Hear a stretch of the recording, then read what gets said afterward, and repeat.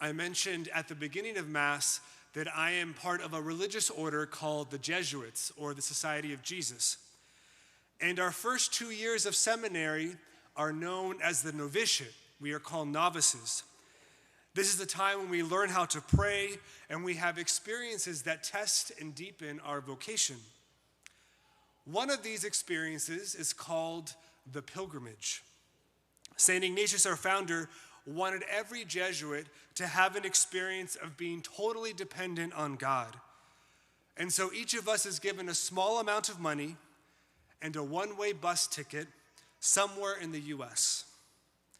And then we have 3 weeks to make our way back to the novitiate. We are expected to beg for money and to rely on the kindness of strangers. It's an incredible experience. I would be lying if I said I wasn't terrified at first at this idea, but I went on it, and it was a beautiful, grace-filled experience in my life. Recently, I was with one of the current novices. His name is Corey, and he was sharing with me the story of his pilgrimage. He ended up going to New Orleans, and from there he made his way to El Paso and then Albuquerque. And he said at one point he arrived at a city, and he was tired, thirsty, and hungry, with no money and no place to stay. He arrived at a church, and he asked someone who worked there if he could have something to eat and maybe sleep on the floor somewhere. But he was looked at with suspicion and told no. He asked a couple other people nearby for help, but no one said yes. Finally, he made his way to a shelter, and outside of it, he came across a recently arrived immigrant. He asked the migrant about the shelter, and they got to talking. As soon as the migrant realized that Corey was hungry and thirsty, without hesitating, he immediately pulled out of his bag some food and water and handed it to him. I was moved by this story when Corey shared it. And it reminded me how people who are poor, those who have almost nothing, tend to be more generous than those who are wealthy and have an abundance of resources. Why is this? And by the way, I include myself in the wealthy category. I am so rich and blessed, and I notice this tendency even within myself sometimes. There is something about possessing a lot that can make our hearts suspicious or stingy. It can make our hearts small. But when we have less, our hearts can become bigger.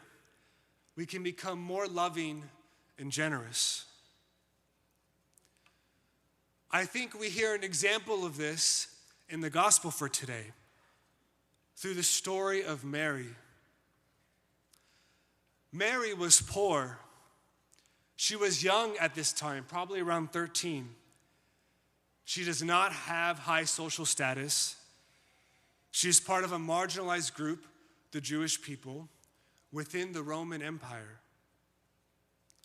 And just before the gospel we heard this morning, she is given a big task. The angel Gabriel appears to her and tells her she will bear the Son of God. And Mary, responding with grace and humility, accepts the task. And so what we just heard today in today's gospel occurs right after this scene with the angel Gabriel. So Mary, she's just said yes. The angel leaves her.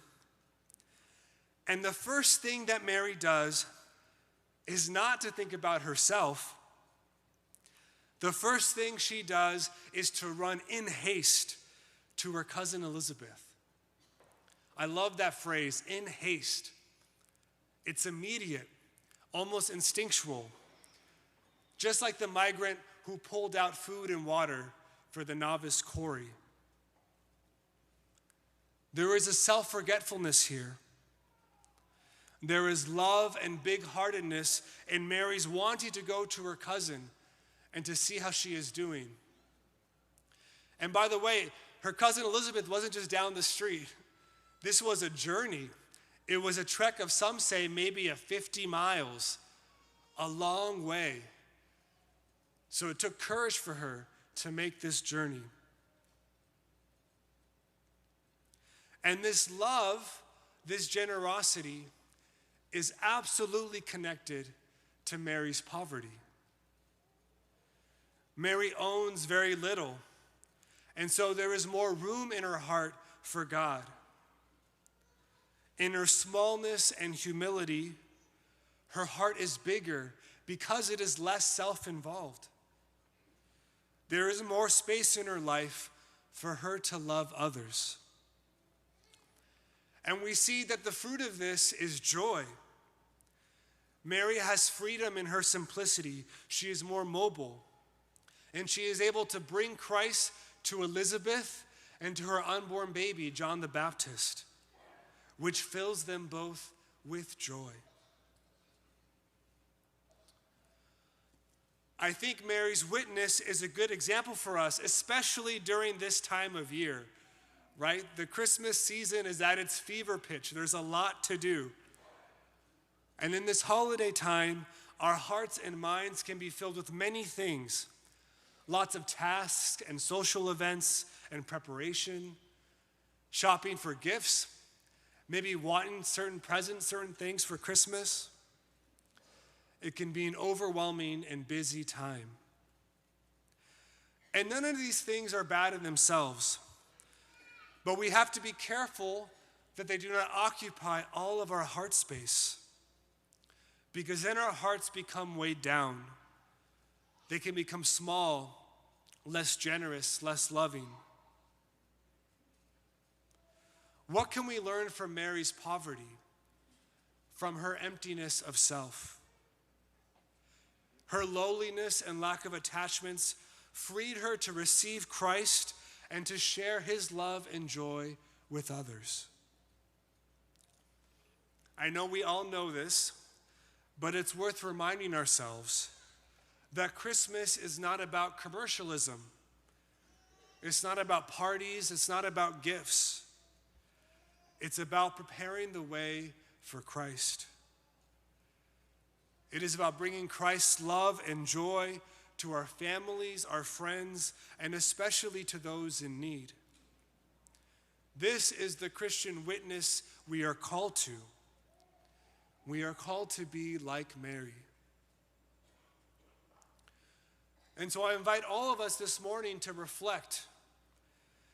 How do we create more space within ourselves for God and for love?